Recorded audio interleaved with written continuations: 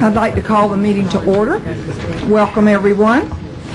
I'll make my remarks very brief, but first of all, we have some people in the room that I recognize that could change our life. And I'll begin before my remarks to welcome Senator Ehrlich. He is one who could drastically change our life and has been very supportive. Senator, would you like to? I know you're on a tight schedule. Great program, standing room only. We want to thank you, Senator. And I will take some credit since he's almost in my district. Very close. Thank you, Senator.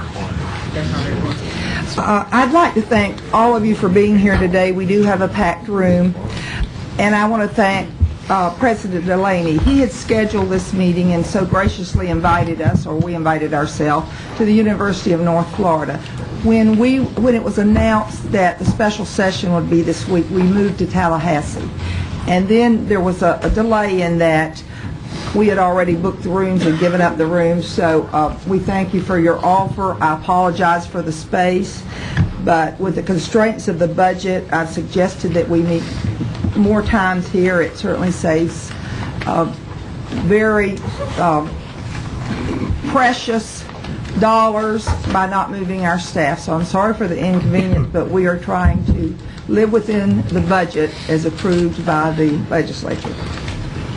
Many of you know that one of our students died this week from meningitis. We give our sincere condolences to the family and to the university community. We're confident that the university health directors have policies in place to protect their students. And to that point, the chancellor will appoint a task force which includes university representatives to report back to the chairman of the Student Affairs Committee on a plan. The Florida Health Alliance came back with recommendations last night. They will be presented to Chairman McDivitt's committee and then heard by the full board. But to you, President Genshaft, we offer our sincere condolences. Did you want to comment on that? Yes, I have to say that this is a terrible, terrible tragedy to have any student, to lose any student, any faculty member, but to lose a student to something that could have been prevented through a vaccination was just heartbreaking. It was devastating. The University of South Florida will not have our students live in the residence halls unless they have a vaccination. They just simply have to. It's too infectious of a disease. Yes, and we know that you and your health officials will deal with that, and we will then, as a system, deal with it through the Student Affairs Committee. Thank you. Thank you very appreciate much. And again, we offer our condolences. Last week, Governor Chris made an announcement that I feel is of the most importance to the university system, and we thank him so much. He appointed the man to my right, Mr. Dean Colson, as a special advisor for higher education for the state of Florida. Mr. Colson served as a member of the governor's transition team and is a principal in the law firm of Colson, Hicks, and Edson in Coral Gables. I believe it is so significant because it shows now that our governor is putting the spotlight on higher education, and with Dean Colson in place, it gives us an opportunity to have the governor's support at a time that's crucial for our university system. Mr. Colson. Thank you, Madam Chair. I have just a couple of minutes of remarks. First, it's an honor to be invited to join you all today. And an honor to represent our governor. I think my appointment and presence here today is a testament to the governor's interest in higher education, his concern about the problems and obstacles all of you all are facing, and his desire for our state university system to be significantly better when he leaves office than it was when he took his oath of office last January. I know I have a lot to learn, but I'm not without some knowledge of the subject. I understand the vocabulary. And it's already clear to me that there are lots of different ideas and views held by the various stakeholders. Many of these views are strongly held by very smart people. Not unlike the Board of Trustees I just finished leading at the University of Miami, there is no shortage of confidence in any of the people that hold these views about the correctness of their ideas. That goes with the territory in higher education. Almost everyone you are dealing with is very smart, and that is a good thing. I am optimistic about my assignment for one very important reason. No one I have talked to thinks the status quo is okay. Everyone involved wants a better university system, wants better community colleges, and recognizes the need for better governance. I don't think anyone thinks that the funding system is perfect. And coming from the background of a private university, I don't understand how you operate or plan without some predictability on funding. Some of this is not within the governor's control. That doesn't mean that if we make the case and sell him on the correctness of a position, that he won't be willing to use the power of his office to help our cause. I intend to listen to everyone who will make time to meet with me, from the chancellor, the governors, the presidents and provosts, the trustees, the Board of Education, and of course our elected officials. I look forward to hearing from all of you, and I will report to the governor your ideas even if I don't agree with them. So please call me or come see me. I want to thank Carolyn and the Chancellor for inviting me. I apologize in advance for bowing out a couple times during the meeting to meet with people on this subject. But I want to assure you that I understand the importance of your work and that I will do my best to help. Thank you. Thank you so much.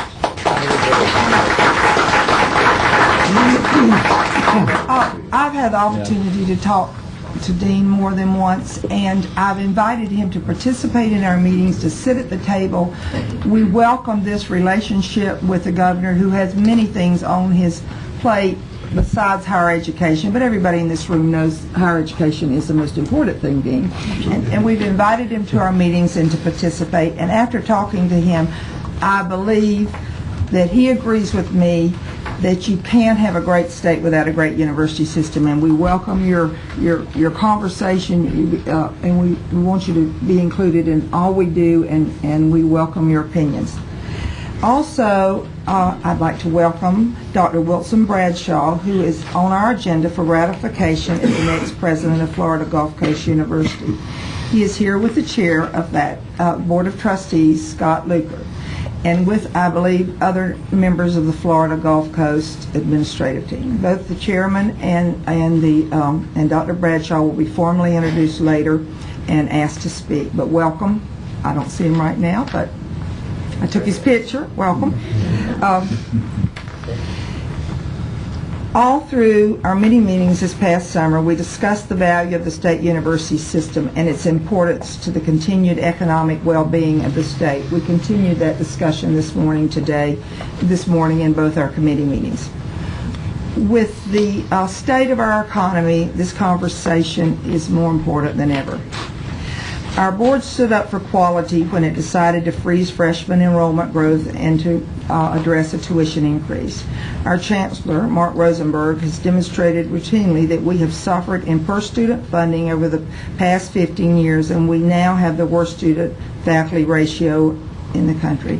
This is not the university system that our board wants. We have goals that are higher than that. Today we will be discussing a report containing recommendations to advance higher education in Florida.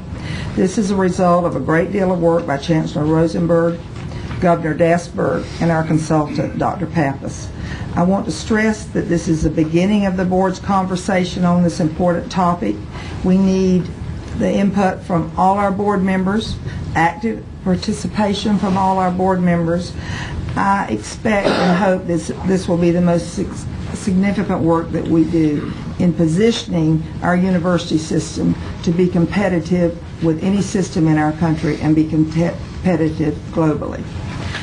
Over the past weeks, the governor and the legislature have been discussing the budget shortfalls of over $1 billion. We know that the conversation started with our governor's recommendation.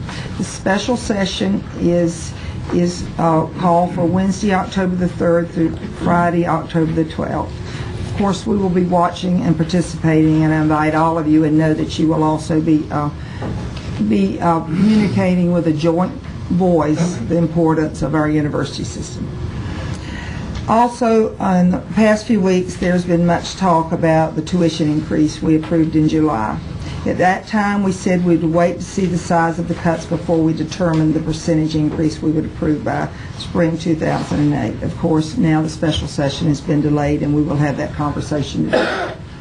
Finally, to remind you that our next meeting is at the University of Central Florida on December the 6th.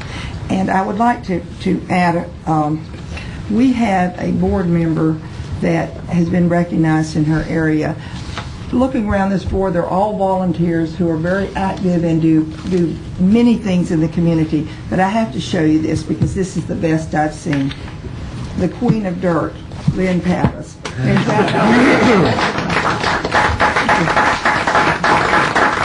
Wonderful article, and as someone in the real estate business, I'm just happy that dirt is moving because sometimes in our area. Also today present is Miss Lillian Rivera. She's from the Florida Department of Health, and yesterday she announced with President Medique that the Florida Department of Health will move its administration and research facility for the South Florida region to the FIU Medical Center complex. This is a 100,000 square foot building. It's a significant announcement. Dr. Medique, would you like to comment and ask Ms. Rivera if she has a comment, please?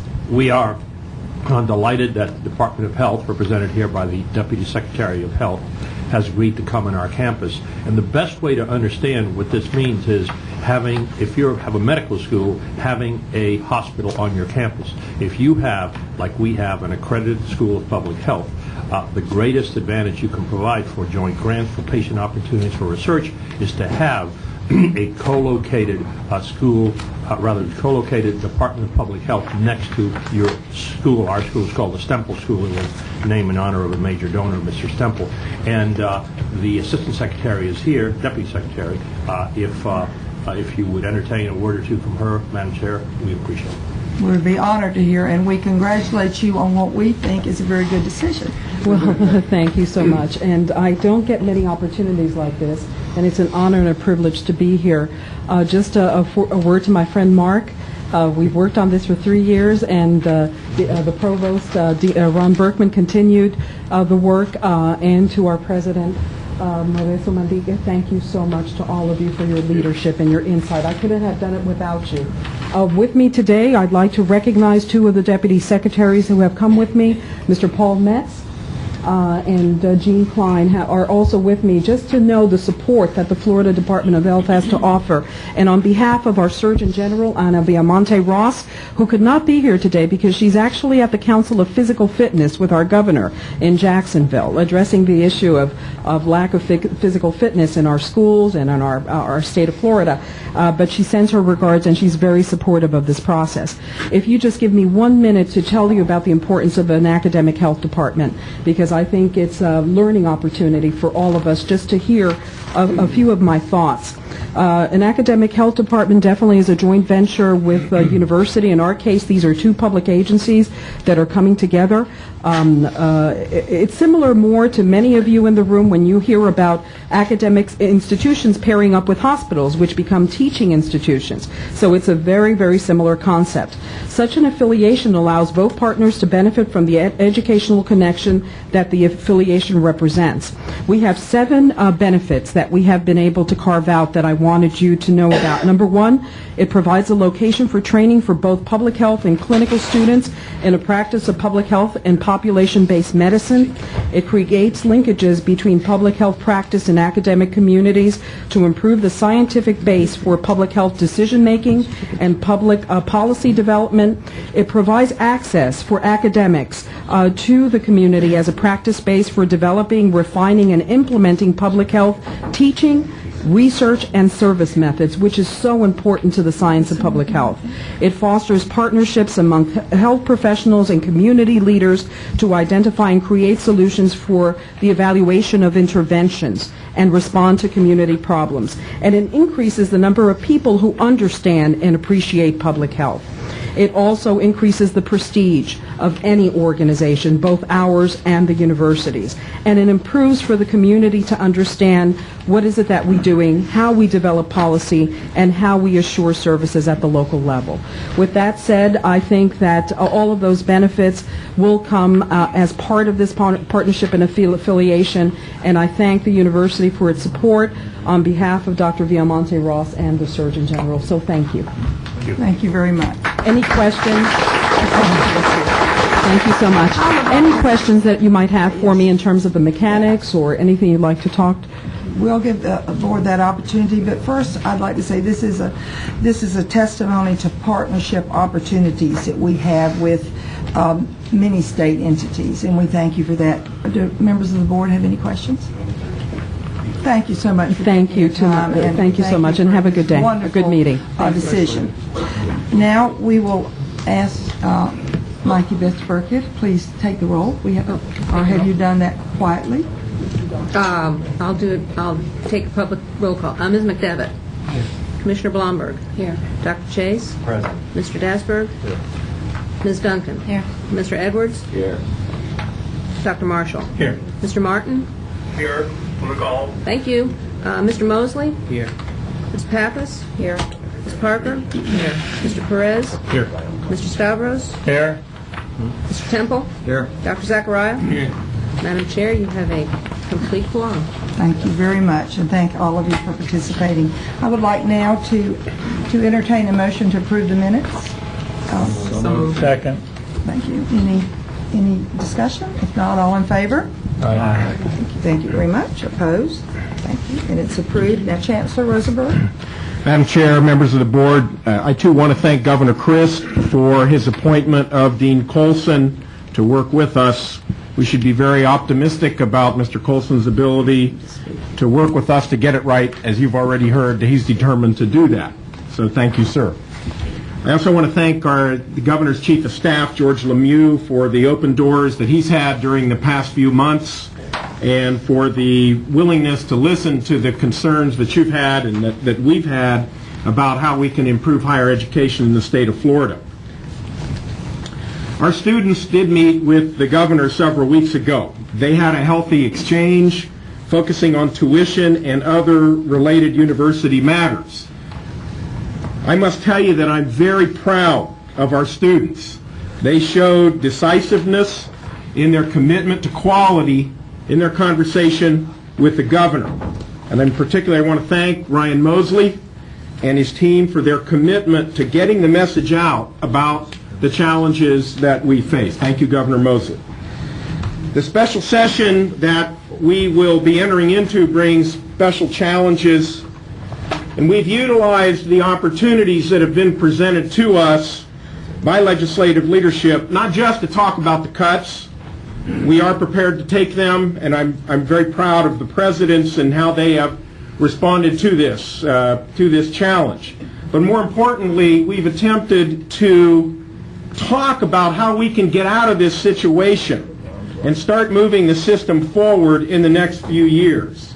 And in particular, I do want to thank Representative Pickens and Senator Lynn and their committees. They've had a commitment over the past few months for entrepreneurship, for creativity in terms of dealing with our challenge. And I think that we're going to be very pleased with how they help us to deal with the momentary challenges that we're confronting. But I do expect that we are going to have a series of discussions over the next few board meetings this year, next year, about how we do move forward by design. Now there's some interesting things occurring in the state university system. In fact, there's a lot of good things happening, even with the difficulties we've had and the tragedy at the University of South Florida. Special recognition, for instance, this week to the University of West Florida. It's celebrating its 40th anniversary. They're dedicating a sculpture on campus, the Dance of the Sun and the Moon by an alumna, by a student who graduated there, Peter King. Another anniversary is occurring in October, just this next month, the University of North Florida. It opened its doors 35 years ago. Its website points out something that may be of interest to some board members around the table, and maybe even some of the rest of us.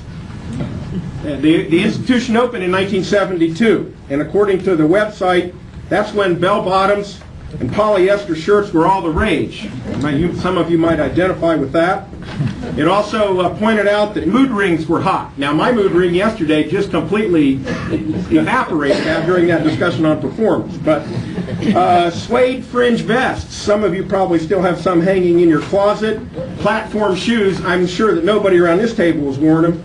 And pork chop sideburns, obviously the women here are excluded from that little category. But the end result is that there's a lot going on in these two universities, but indeed if you look around the system, whether it's the University of Central Florida, FAU, the University of Florida, Florida State, FAMU, there is an incredible amount of new energy that is occurring. Creativity, entrepreneurship, new partnerships. And so I think we have cause to be optimistic about the role that our state universities are going to play as drivers and as innovators and as preparers for the future leadership. Finally, I do want to point out, Madam Chair, that the trustee nominating committee of our Board of Governors is seeking candidates for appointments to the boards of trustees of 10 of the 11 institutions of our state university system. The board, in accordance with our trustee selection and reappointment process, will fill 10 vacancies, either by reappointment or by selection. And we will be interviewing candidates for each of those positions. Each term is 5 years. And appointments will be made by January 6, 2008. This is a significant opportunity for us to continue to advance the state of the art in governance and in university leadership. So I'm looking forward to the deliberations that are going to happen. And if any of you have nominations, Governor Edwards, I know, would certainly be glad to receive those suggestions. Thank you, Madam Chair. That concludes my report. Thank you very much. Our next item, and we are going to move the items around a bit after this, but our next item is ratification of the appointment for the new president of Gulf Coast University. I'd like to invite Chairman Scott Luker to the podium, please, and give him an opportunity to introduce Dr. Bradshaw for ratification from this board. And I want to say on behalf of Scott Luker, he has done an excellent job chairing the Board of Trustees at Florida Gulf Coast University. He understands how the governance system should work. He's been very supportive of our board and done an outstanding job, and I congratulate you on that, Scott. Thank you very much, Carolyn. It's my pleasure to be here on behalf of the Florida Gulf Coast University and the Board of Trustees, and I want to let everybody know and thank the Chancellor and the Chancellor's office and Carolyn for the support that she has given us during the last year. There have been many issues that have come forth, and the Chancellor's office has been extremely helpful and supportive to our board, and particularly to me as chairman when we were facing many decisions. It's my pleasure to introduce Dr. Wilson Bradshaw, who was chosen unanimously by our Board of Trustees to be the next president of the Florida Gulf Coast University. Just briefly, to give you an idea of the process, last January, January 17th, we started this process, and the board appointed a search and screening committee, and we've accomplished this entire matter in about 7 months. The board appointed a 14-member screening committee of members of the foundation board, members of the community, and members of the various parts of the university, and they set out to search for a new president. The process was extremely inclusive. We solicited feedback from the student government, the faculty senate, the staff advisory council, the dean's council, and the foundation board of directors. Interim President Richard Pegnetter, the committee reported to Dick, and The search provided us with 63 candidates. We narrowed it down, the Search and Screening Committee narrowed it down to 10, and we had airport interviews, and then 6 finalists were brought to the campus. There was 360-degree review of all the candidates. We checked with superiors, peers, subordinates. We did send people on campus to interview the people on campus when the candidates were not on campus. And then the Search and Screening Committee sent 3 finalists to the board. By the way, we had only 1 member of the Board of Trustees on the Search and Screening Committee. And we were interviewed all the candidates on August 25th and unanimously selected Brad Bradshaw. And, you know, we're very, you'll see in a minute about Dr. Bradshaw's energetic personality. That certainly played a part in our decision. But he has showed a strong record of leadership as president of Metropolitan State University in St. Paul, and before that as provost and vice president of academic affairs at Bloomsburg University of Pennsylvania. He also, at every post he's had, has showed outstanding character. He's a champion of excellence, civility, inclusiveness, and shared governance. And he also has exhibited over the years outstanding out-of-the-box creative thinking and knows how to save some money. And that's a good thing in this day and age. At St. Paul, at Metropolitan State, he developed a partnership with the St. Paul Public Library System and with another institution up there, Metropolitan State, and a community college there, Minnesota Community and Technical College, developed a partnership to have a joint library. And it ended up saving a tremendous amount of money for both institutions. Dr. Bradshaw is a product of Florida. He grew up in Palm Beach, went to Palm Beach High School and Palm Beach Community College. He went to Florida State University system. He attained a baccalaureate and master's degree from Florida Atlantic University. He was a member of the faculty at FAMA and FAU and served as Dean of Graduate Studies at FAU.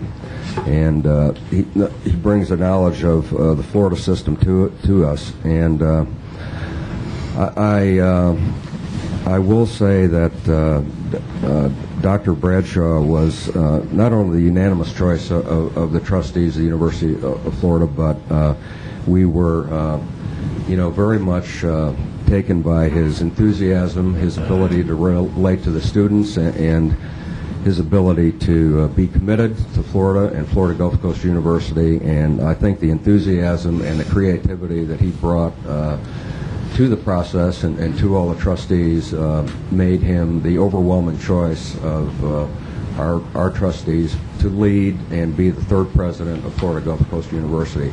So we're all extremely enthusiastic about Dr. Bradshaw leading us and look forward to he and his wife Jo being on campus and starting a new creative process and bringing Florida Gulf Coast University even to new and greater heights. So it's my pleasure to introduce Dr. Bradshaw.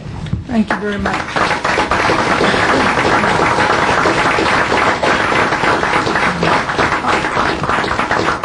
Dr. Bradshaw, if you'll just stand right by the podium, but I'd like to ask Vice President Ken Jessel to speak. He is from FAU, and they're very proud of your accomplishments, and we would like, and they are, as we all do, taking credit for, of course.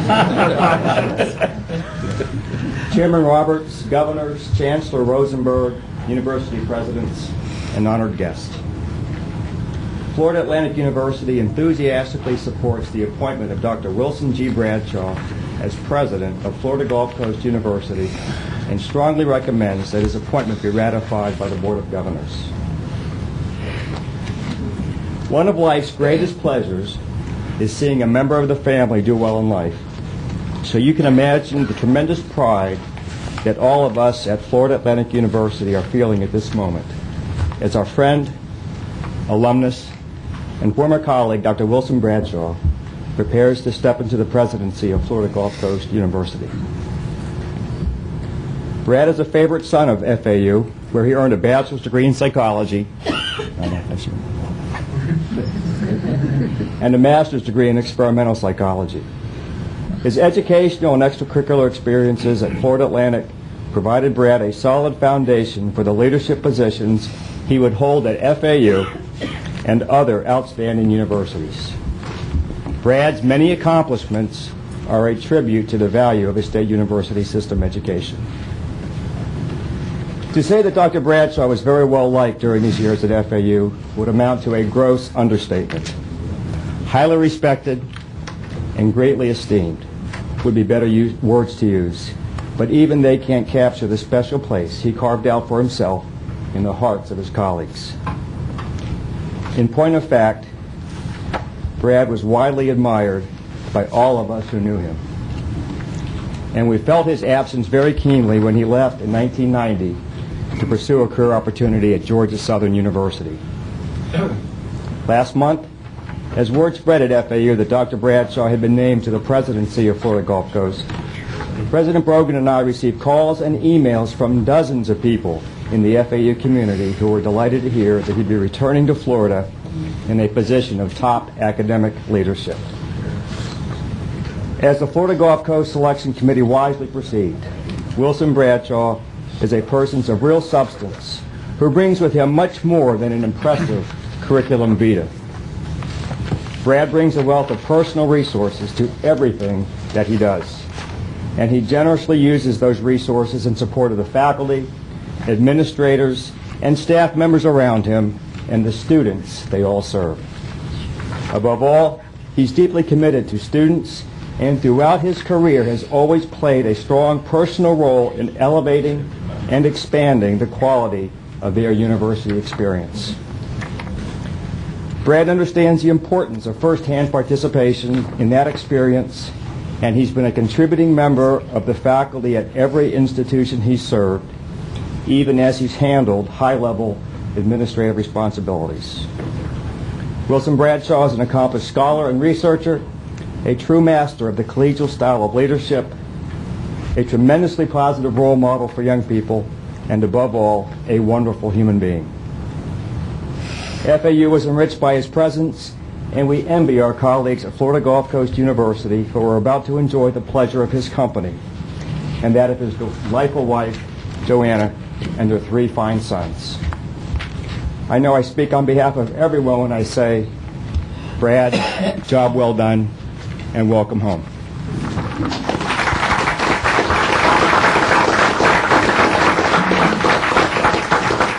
And before President Bradshaw speaks, I think it would be appropriate to have a motion from this board for ratification if it's the will of the board.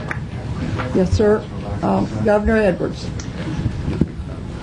If I might say, there would not be a Florida Gulf Coast University without Governor Edwards. And we thank you for that great decision and leadership. There were a lot of people involved in that process, but I certainly do have a special place in my heart for Florida Gulf Coast University. I proudly pointed this out to everyone who would listen last night. Dr. Bradshaw, as far as I know, is the first person who has come from our 2+2 program to become president of a state university in Florida, and I think that is a tremendous accomplishment both for him and for the merits of what I believe to be one of the finer community college and university systems in the country. With that, it is my pleasure to move that we affirm the appointment of Dr. Wilson G. Bradshaw as president of Florida Gulf Coast University. Is there a second? A second. Any comments?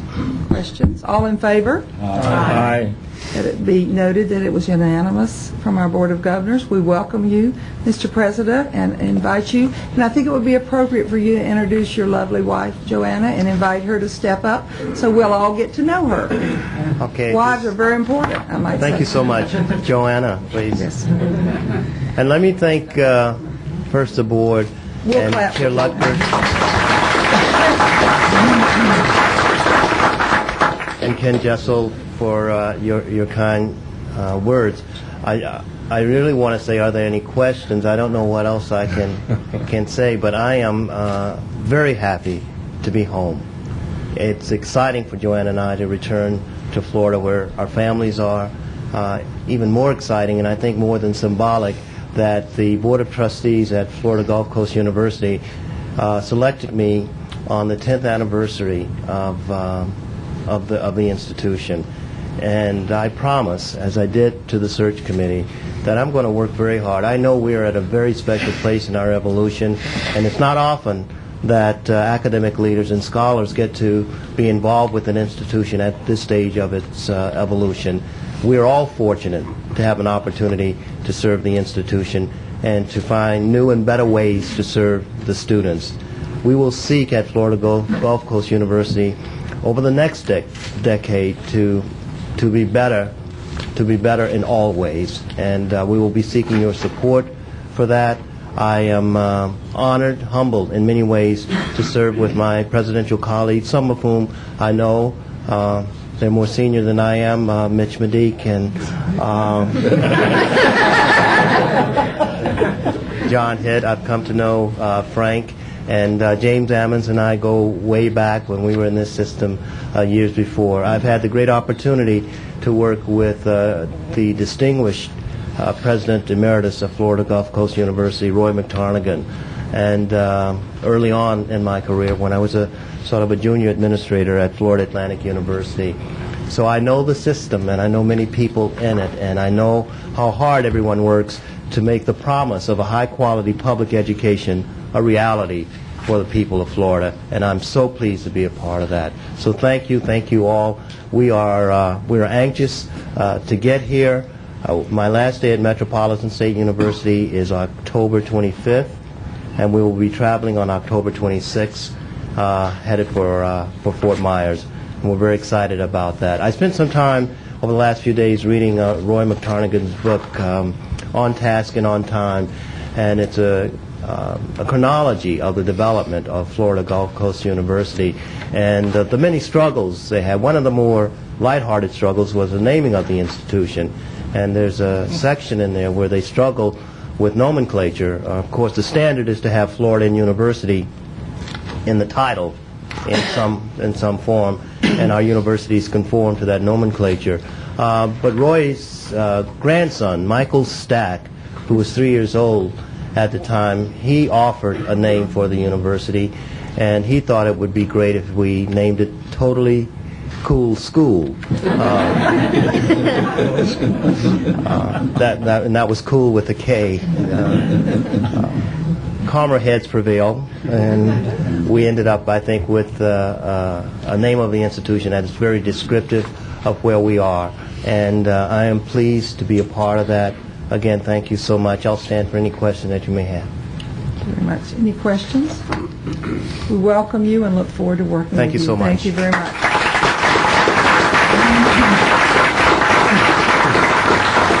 Out of respect for the leadership standing in the back of the room, our great leaders from Central Florida, including our mayors, Mayor Dyer and Mayor Quaddy, we're going to move a bit out of order to items under 7, and we will go to the action items and status reports of the boards, committees, and task force. We'll begin with Chairman McDivitt, Student Affairs report.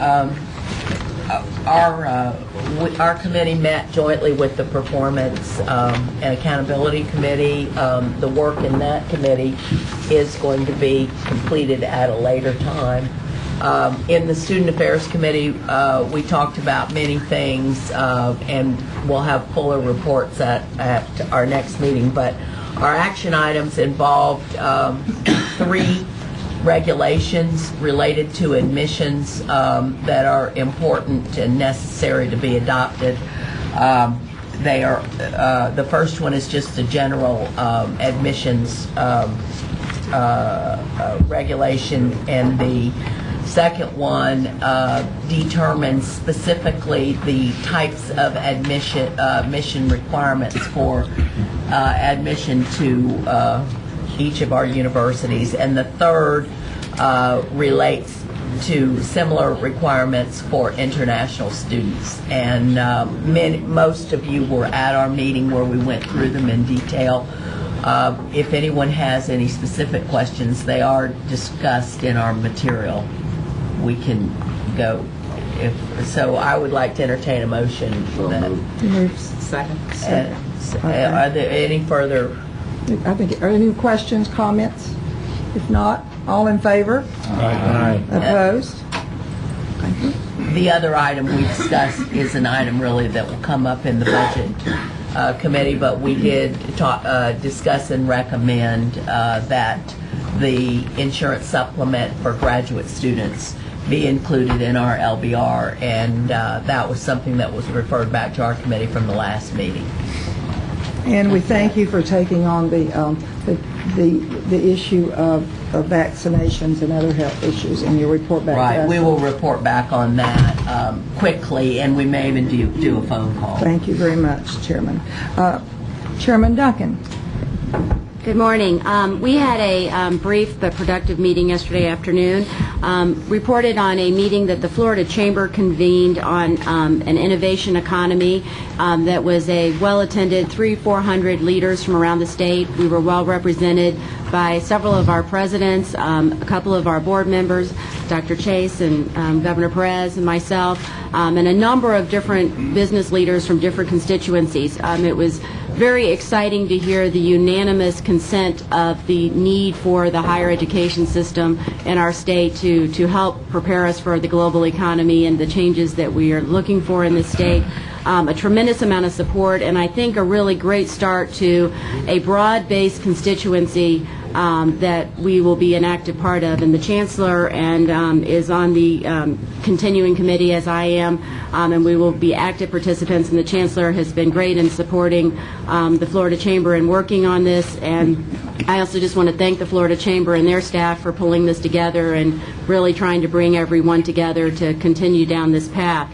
If anybody wants any additional information on it, they have it on their website, or the Chancellor, I can provide you with that if you're interested. We also had an update from Dr. Lamont on the 21st century legislation. As you're aware, there's a fairly significant budget allocation towards the Centers of Excellence program and several other important programs trying to bring the innovations within our system into our economy and job production. And the Research and Technology, Scholarship Research and Technology Board will be meeting on October 22nd in Tampa. They will, by that time, have received the letters of intent from each of the institutions on the Centers of Excellence that we will then be able to kind of put our arms around the task ahead of us as they're preparing their final proposals. And we will also be working on the $4 million that are going into seed money within our institutions and how to get our arms around that part of the program. But a lot of very exciting things are happening there. And we also had several funding issues that I will let Governor Perez deal with in his budget committee that passed out of our committee. And we had two promulgations that were on first reading that I believe, do we need separate motions on each of those? The first was an approval for the intent to promulgate regulations on institutes and centers. This is a task that we also, the audit committee, will be working on some, but we have a number of institutes and centers that are all doing great things throughout our system. But this is in keeping with OPAGA and some other reports that are coming out, a good kind of first step that will be related to that. And then additionally, we will be looking at some of the other institutions that have some budget implications and accountability through the Board of Governors and trying to get our arms around those institutes and centers as well. But I would I'll make a motion to approve that initial first reading of the regulation. Is there a second? Comments, questions? All in favor? Aye. Opposed? Thank you very much. Pass. Chairman Duncan. And then I would also make a motion to approve the repeal of the Regulation Incentive Efficiency Program. While that sounds like a good thing on face value, it's kind of an old carryover that we need to get cleaned up and we need to move forward in the process. Questions, comments? All in favor? Aye. Opposed? And lastly, we have pulled together, the staff has done a great job working with each of the institutions, trying to get our arms around some of the efficiencies in the use of our big ticket items in lab equipment. And by big ticket items, we're probably talking multi-million-dollar items that we're needed for our research in the state. The VPs for research will be convening to take that initial level of study to the next level and come back to us with some best practices and or recommendations for how we can truly make sure we're using them all the resources in our state as efficiently and effectively as possible. And with that, I conclude my report. Thank you, Chairman Duncan. Chairman Parker. The primary issue that we addressed in the Facilities Committee was the actual approval of the fixed capital outlay legislative budget request. But prior to submitting that in the form of a motion for approval, I would like to take one more third plug at reminding folks that we are very appreciative of the fact that we are, considering the acceleration of our PICO dollars, and that dollars that we will receive in September of 2008 we may get within the next 3 to 6 months. We think that's a wonderful thing. But I also ask if you all would, again, participate with the Board of Governors and have your trustees and presidents remember that we really do need the matching Cortellus Fund grants, that, so many of our projects are in process already, and it's so important that we are able to plan on those dollars as we have previously assumed that they were going to be in place, and to not have that funded is going to be detrimental to us and to the system. So again, whatever we can do to encourage that, again, we're very pleased with the fact that we're going to accelerate. We think that's a great idea, and we're hoping that that goes through the legislature without any problems. We again are clear on the fact that our universities provide a great service to our state, but also economic engines of our state. But again, we need the matching grants. So that's my third plug for that issue, so you can see it's kind of important to us. Finally, I just offer in the form of a motion the approval of the 08-09 fixed capital outlay legislative budget request, also authorizing the Chancellor with the authority to make any technical changes. Thank you. Questions, comments? All in favor? Aye. Opposed? Thank you very much. Thank you. Now we'll go to Chairman Perez.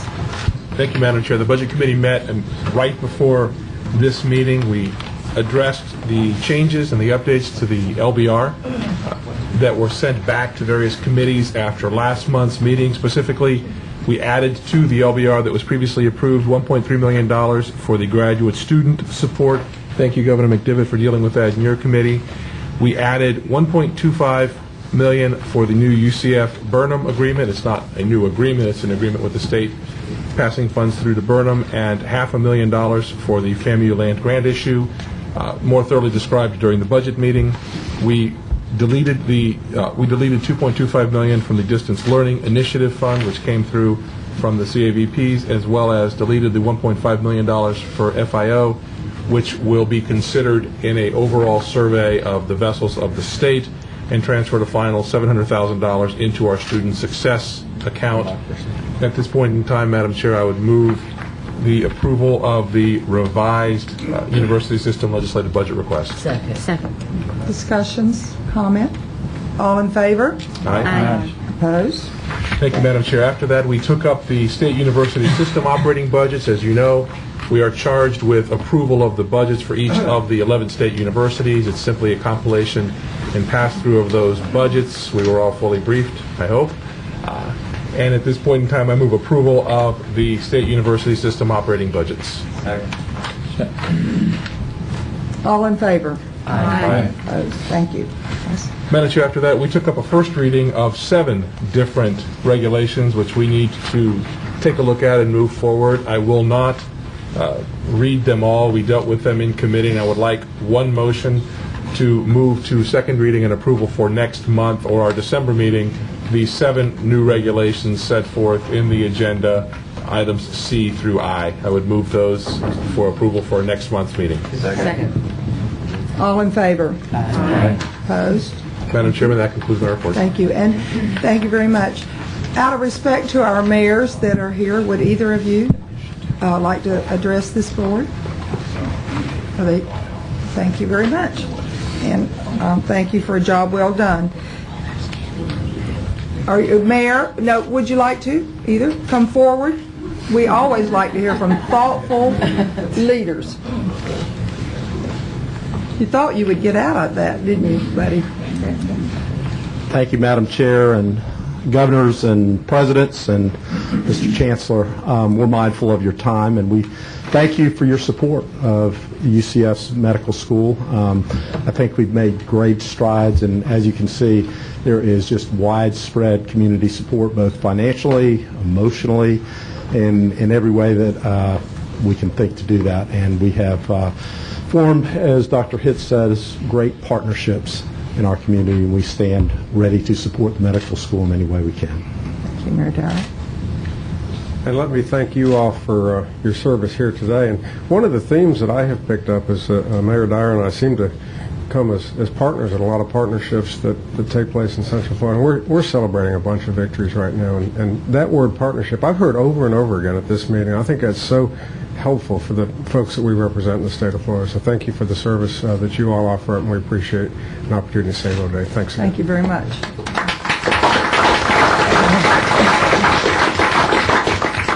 Chairman Pappas, would you like to give your task force report? And then after her report, we will take a brief break for lunch. Yeah, good. That's good. Thank you. Many of you know that the Board of Governors, in conjunction with the Governor's Office, formed the task force on FAMU's finance and operational control in March of last year, and that was done primarily in response to the operational audit which had been issued for fiscal 05-06. And it contained a number of findings that required fairly intensive, concentrated effort on the part of FAMU. The charge to the task force, as provided by Chair Roberts, was to restore fiscal and operational credibility to FAMU. And to date, the activities we've undertaken have been a series of meetings and conference calls by the task force, which have been largely devoted to fact-finding associated with where the problems lie within the university setting. We've heard from quite a number of constituent groups that are involved in FAMU's operations and administration. There have been quite a number of changes at the university since the task force was formed, and I wanted to make sure that the members of the board were aware of that set of circumstances. First, of course, you know that President Ammons has taken over the leadership of the university. We've had a number of meetings with the president and members of his staff to discuss coordinating our activities with the institution, as well as I had made a presentation at the Board of Trustee meeting on July 11th. I think we're working very cooperatively with their board. You may also know that there were a series of resignations from the Board of Trustees and new appointments have been made, and that the current chairman of that board, William Jennings, also serves on our task force. So we believe that we are working in a collaborative way towards achieving the corrective actions necessary at FAMU. I will say that the approach that we've taken in this effort has been devoted primarily to a validation and verification process of the corrective action plans that have been instituted by President Ammons with his new leadership team. And the choice of that approach was really twofold. Number one, I mentioned in our August meeting that the legislature had appropriated $1 million toward our effort as a task force. And while in some respects I would have preferred a more proactive approach to engaging in FAMU's efforts at the inception on the part of the task force, given the transition to the leadership team of President Ammons and the funding issues, the wiser course of action seemed to be to allow the university to undertake and form its corrective action plan, and then for us to step in with and working with the Board of Trustees to look at that corrective action plan and its implementation and sort of grade the paper, if you will, so that we could come back to this board and provide our assurances that we felt the university was moving in a proactive and appropriate direction.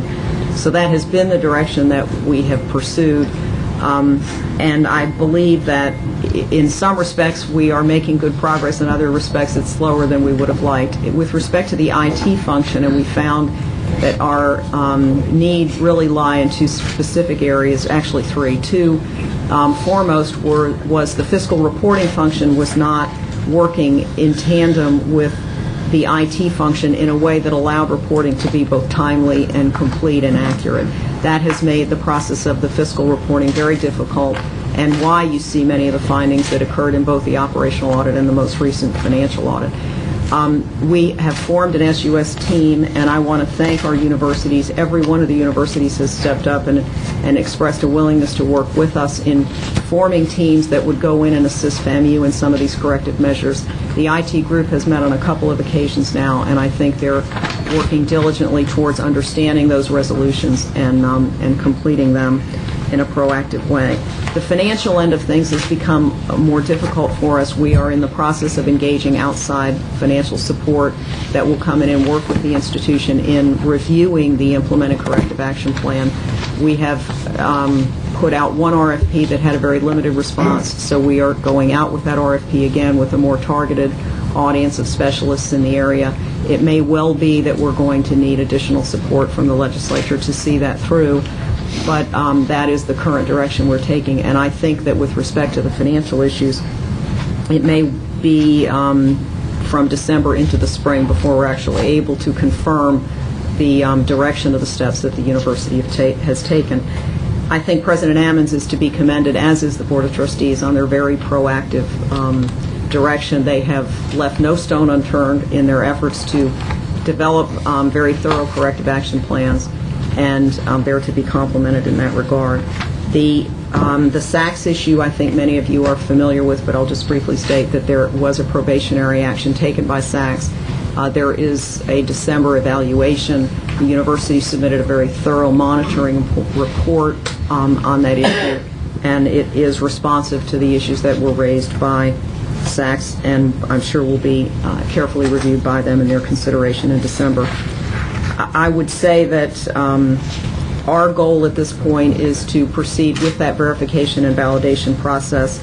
I want to be clear that while there will be a number of reports made by the university which are appropriate and timely, we will not be in a position to actually confirm our position as a task force with respect to that reporting until our processes of verification are complete. So I simply want to avoid confusion on that front. And lastly, I would like to report that FAMU has made a complete submission of its financial statements for fiscal 07 and all associated schedules and forms to the Department of Financial Services as of the latter part of this month, just in the past several weeks.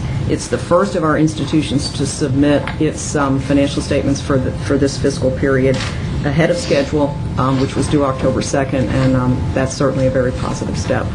So that's my report, Annie. Thank you, Governor Pappas, and thank you for chairing the task force and for Governor Parker for serving. Do you have any comments, Governor Parker? Yes, I would like just to take a moment to commend Lynn, actually, for the time that she's put into this project. It's in addition to being the queen of dirt, you also are becoming a champion for this project, and we want to definitely thank you for that. And also, I'd like to comment on the steps or the process that the task force has adopted. I think that it makes a lot of sense for us to kind of sit in that posture to allow the university an opportunity to implement its plan of action, and then just stepping in and making sure that it's actually working. What I like about the way we're doing this is that it allows us. It's not like you get to the end of the trail, and then all of a sudden find out it's not working. It's that we'll know things along the way, and I really have an appreciation for that, particularly as it relates to the technology and the PeopleSoft process, and as it relates to the financials, so we can check and work with them as they're making the changes, and we can feel confident that it's moving in the right direction, that we're doing our oversight job.